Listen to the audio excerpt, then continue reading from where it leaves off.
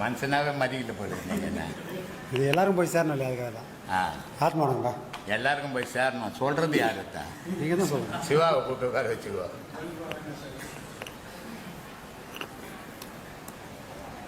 எந்த நிலையிலும் தெய்வத்தின் துணை யாருக்கு இருக்கும்? எந்த நிலை வந்தாலும் எவ்வளோ கஷ்டம் வந்தால் கூட எனக்கு தெய்வத்தோட துணை இருக்குன்னு யாரால சொல்ல முடியும்? ஒரு நல்ல யோகியால் தான் சொல்ல முடியும். சாதாரண பக்தனால் சொல்ல முடியாது. மகான்களால் தான் சொல்ல முடியும்.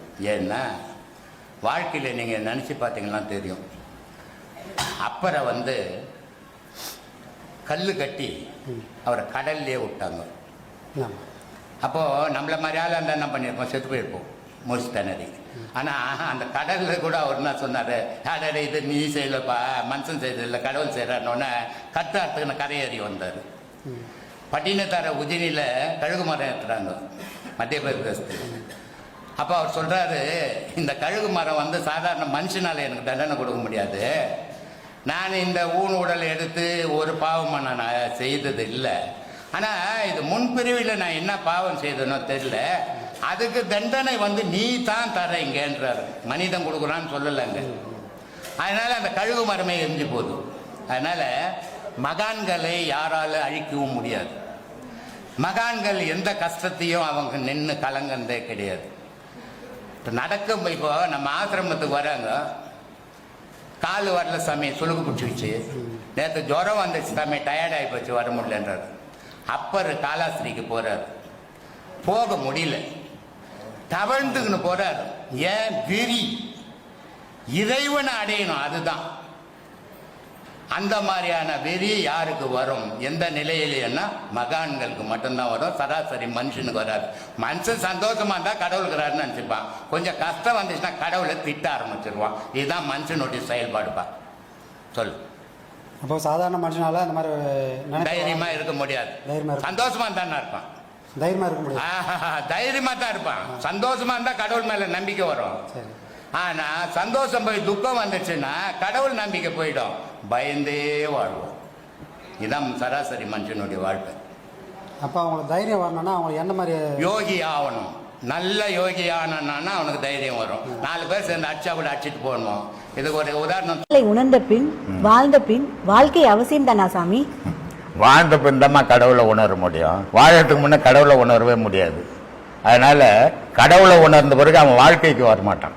அதனால கடவுளோடவே வாழ்வன்னு நினைப்பானே தவிர இந்த உலகத்தோட வாழ விரும்ப மாட்டான்.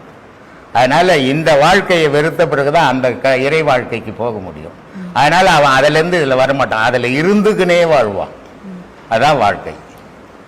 அவனுக்கு பேர் தான் மகான், அவனுக்கு பேர் தான் சித்தர், அவனுக்கு பேர் தான் ஞானி. ஆனா அவன மனுஷன் தானே. ஆனா இப்போ யோகா பயிற்சி இப்போ நம்ம உங்ககிட்ட பாடம் கற்றுக்குறோம். சரி. பாடம் கற்றுக்கும் போது ஒரு சில அனுபவங்களாக வருது. சரி. இந்த அனுபவத்திலே அவங்க சிலர் நின்றுறாங்க. இது அல்ல இது அல்ல. இப்போ யோக வேதத்தில் சொல்கிறாங்க நேத்தி முறை அப்படின்னு. அதாவது எது வந்தாலும் இது இல்லை இது இல்லைன்னு தட்டிக்கிட்டே போயிட்டே இரு. ஆமாம். உன்னோட பயணம் அப்போ தான் நிற்காம போகும். ஆமாம் அப்படின்றாங்க. இப்போ இதை பற்றி நீங்கள் என்ன சொல்லுங்கள்? நான் வாழ்க்கையை பற்றியே சொல்லியிருக்கிறேன். வாழ்க்கையில் தோல்வி அடையிறான் அறிவாளி ஆயிடுவான், வெற்றி அடையிறோம் முட்டாள் ஆயிடுவான்னு சொல்லியிருக்கிறேன். ஏன்னா ஒரு வாழ்க்கை பயணத்தில் அவன் வெற்றி அடைஞ்சிட்டான்னா அவன் அடுத்த ஸ்டெப்பு வைக்க மாட்டான், அடுத்ததை யோசிக்கவே மாட்டான், அங்கேயே நின்றுடுவான். வாழ்க்கையில் தோல்வி அடையிறான், அதை இன்னும் எப்படி சாதிக்கணும், எப்படி போனால் வெற்றி அடையிறோம், அவன் தொடர்ந்து அவன் அறிவு வளர்ந்துக்கினே போகும். அதே மாதிரி ஞானத்தில் நான் அடிக்கடி சொல்லிக்கிறேன், இந்த சின்ன சின்ன விஷயத்துக்கெல்லாம் என்கிட்ட ஃபோன் பண்ணி கேட்காதீங்க. இது இன்னமும் ஒரு பெருசாக ஆக்கினீங்களா நீங்கள் அங்கேயே நின்றுடுவீங்க. இது இல்லை இது இல்லை, இந்த நான் தேடுறது இது இல்லைன்ட்டு போங்க. அப்போ நீ எதுன்னு தெரியும் போது நீ என்கிட்ட கேள்வி கேட்க மாட்டே. சும்மானா எனக்கு ஒண்ணுக்கு வரல, சும்மானா எனக்கு உடம்பு சூடு ஏறி போச்சு, பின் சூடு ஏறதான் செய்யும். யோகத்துக்கு வந்தால் சூடு ஏறதான் செய்யும். அதுக்கு இதுக்கு வராமல் வீட்டில் இருக்கிற மாதிரியே இருந்துன்னுக்கலாம். யோகம்ன்றது மாறுபட்டது. கடவுளை தேடுறது நீ வாழ்கிற வாழ்க்கையிலிருந்து மாறுபட்ட வாழ்க்கை தானே.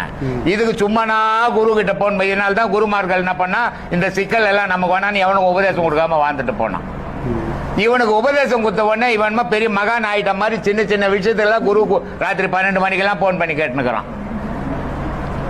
அதுக்கு காரணம் என்ன? இப்படி எவன் கேட்கிறானோ அவன் முன்னேற முடியாது. ஏதோ நடக்குது, குரு சொன்னாரு நான் தேடுறது இது இல்லை இது இல்லைன்னு போனான்னா முன்னேறுவான். அப்போ எது அவனா ஆவறானோ அதுதான் நான் தேடினதுன்னு தெரியும். அது வேற பாவம் இவன் வேற பாவம் இருக்கிற வரைக்கும் இது இல்ல இது இல்லைன்னு போய்க்கினே இருக்கும். உண்மை அது பொய் அது நீயே முடிவு பண்ணிக்கோ அப்படின்றது அதுதான் பகுத்தறிவு. இந்த ஆன்மீகத்துல இறைவனை அடைய முடியுமா? கண்டிப்பா முடியும், முயற்சி பண்ணால். முயற்சி பண்ணாத ஒன்று அடைய வைக்க முடியாது. அவன் நினைச்சாதான் அடைய முடியுமே தவிர மற்றவனால் அடைய வைக்க முடியாது. சொல்லுங்க. இந்த ஆன்மீகத்தினால நீங்க அடைஞ்சிருக்கீங்களா? இறைவனை நீங்க அடைஞ்சிருக்கீங்களா?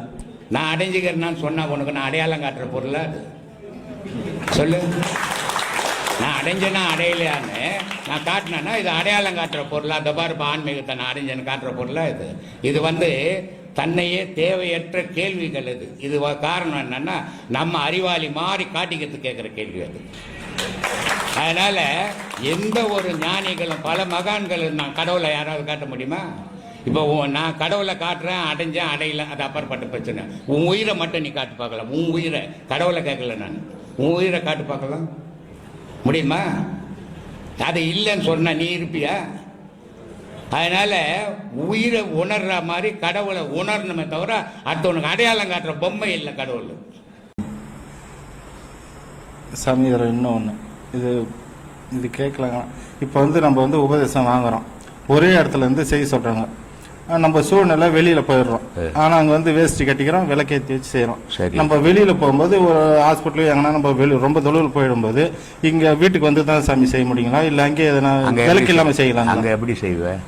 வீட்டில் 4 பேர் இருக்கிற இடத்துல போய் நீ கையும் காலையும் நீட்டுக்கினீன்னா உன்னை வேடிக்கை பார்த்துருப்பான். ஆமாம் சாமி, கண்டிப்பாக சாமி. அதனால தான் இதை சொல்லி யாரும் இல்லாத இடத்துல செய்ய சரி சாமி அப்படின்னு சொல்லியிருக்கிறோம். அது வீட்டுக்கு வந்தாங்க போனீங்கன்னா போய் அங்கேயே தங்கிட்டு போற, வீட்டுக்கு வர போற, வீட்டுக்கு வந்தா செய்துட்டு பாடு.